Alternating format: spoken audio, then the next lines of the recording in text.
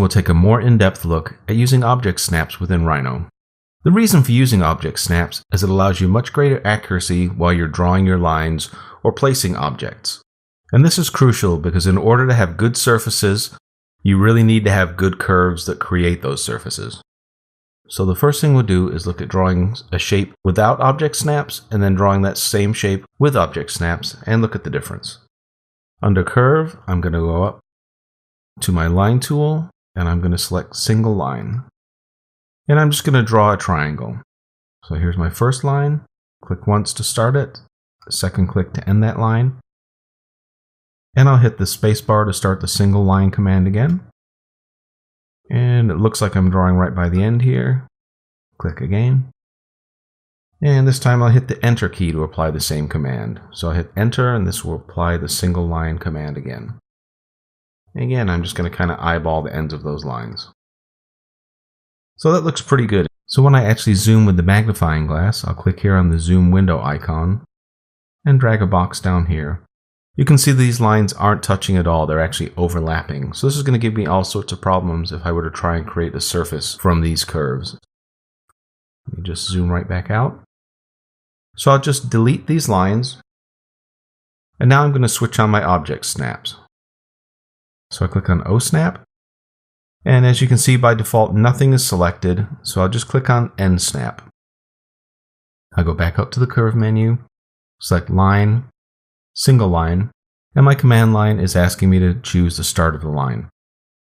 So I just drag the cursor around, and as you can see, nothing's happening, but if I move the cursor to the end of the line, it immediately jumps and the word end appears. This tells me I'm using an end snap for reference, but until I click my left mouse button, I'm not actually starting to draw the line. So I wait for that to appear, and then click with my left, and that shows me a white dot, and that tells me I've got 1 point drawn. So I'll just drag the cursor out here and click again. And I'm going to reapply the same command. And this time I'll just do a quick click with the right mouse button. And that reapplies the same command. So now you see again it's asking for start of line. And I can click up here for end snap. And click down here. And that's the other end snap. So if I was to take all three of these lines and join them, which is clicking on this puzzle piece icon, you can see the command line tells me 3 curves joined into one closed curve. That tells me all of those curves endpoints were touching, and it's able to join them together into a curve that has no gaps whatsoever. So I'm going to go ahead and do a couple of undos to get back to the single line, and you can either click this icon to undo things, or hit Ctrl-Z to undo as well. So we don't always want lines drawn from the endpoint of something. We may want the line somewhere else on the object. And there's a few different O snaps we can click. The first and kind of the most general is the near snap. So if I just click on that, go back up to curve, choose line, single line. This time as I move the cursor just near the line, it tells me near. And I know if I click now that that line is joined right onto that line. Let me just zoom into that so you can see. So that tells me the first point of that line is directly on the original line that we had. I'll just go ahead and delete that. Now if I had a few points in this scene, which is this point icon here, so I'll just click and add a few points. Now if I go and draw a line, and this time I'll draw a polyline. So I go to curve, polyline, just choose polyline. And all that is a continuous line made up of straight line sections. I'll go ahead and snap once to the end. And now if I switch on my point snap, I can click there for point, and you can see the word point is appearing. So now I can snap to points because of that point command. I'll go ahead and hit spacebar to apply the polyline command again. And this time I'll switch on my midpoint snap. And you can see there's the mid snap. If at any point you find you have too many of the snaps switched on and you're over constrained, you can see here that the near snap is showing up and I'm really trying to find the midpoint. I can just go ahead and switch off whatever snaps I don't want while I'm in the middle of a command. And then just click. I'll just go ahead and delete a few of these lines. And I'll delete these points. So the next object snap we'll look at is the circular object snap. So from the toolbar menu, I'll actually just click on circle, and you can see the command line is asking me for the center of the circle, and I'll just click once,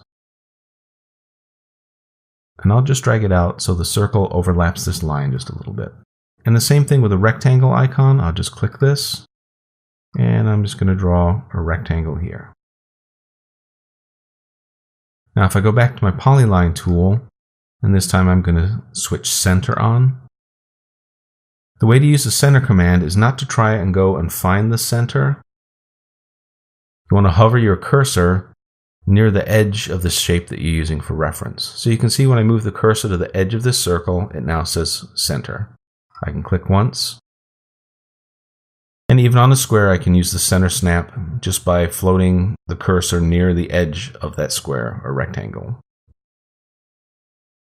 So now I have a straight line segment that is drawn directly from the center of the circle to the center of this rectangle. Let me go ahead and switch a couple more of these object snaps off so we can kind of take some of the constraints away here. And we'll switch center off as well. The next one I'll switch on is intersection, which is this command here. What that allows us to do is use the intersection of curves as reference when we're drawing. So I'll go ahead and again click this polyline tool. And now you can see nothing snaps until I get to where two lines cross and the letters INT appear. And I can click right there, knowing that I've placed my cursor, let me put that one there, directly on the intersection of those lines. I'll just switch the intersection off and I'll switch perpendicular on. What that allows me to do is draw a line perpendicular to an object. So I'll go ahead, I'll click my polyline one more time. And then click, and I'll bring the line close to the circle. And watch as I move it around. It snaps right to perpendicular. So now that tells me this line is drawn mathematically perpendicular to that portion of that curve.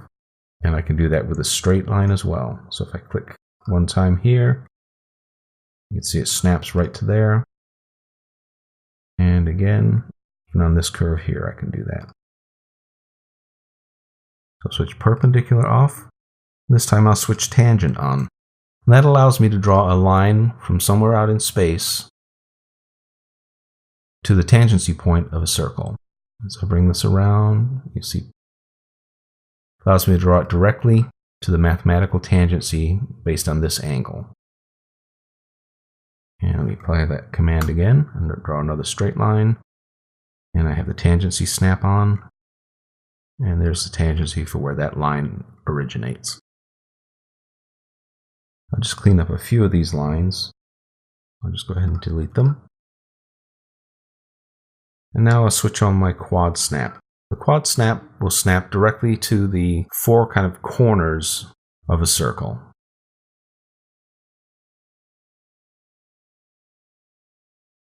So I'll just go ahead and delete that. And then if I switch that off and switch not on, you can see I'm snapping to what are considered the knots of this circle. And what that is if I select the circle and turn the control points on,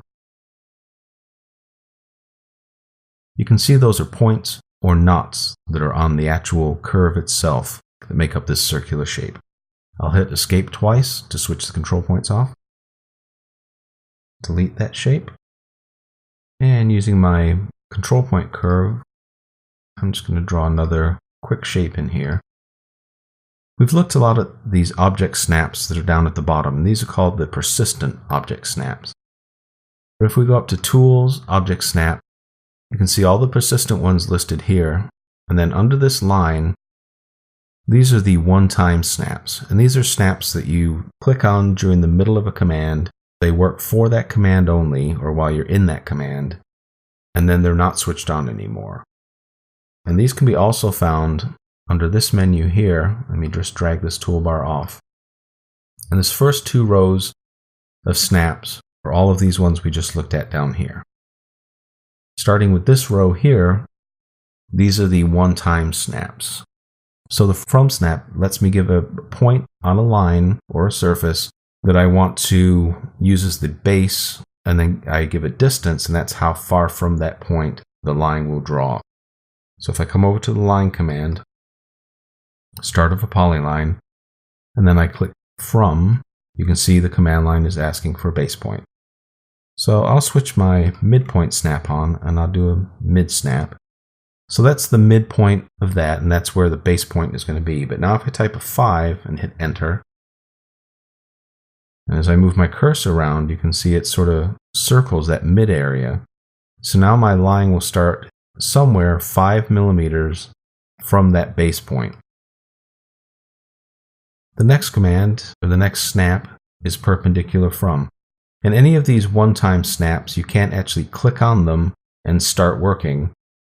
So as you can see, I just clicked on the perpendicular from snap, and if you look at the command line, it's saying point picking option is available only when picking points. So what I need to do is actually go into a command. So now I'm in the start of a polyline. Now I can click on this command, and now I follow the command line information.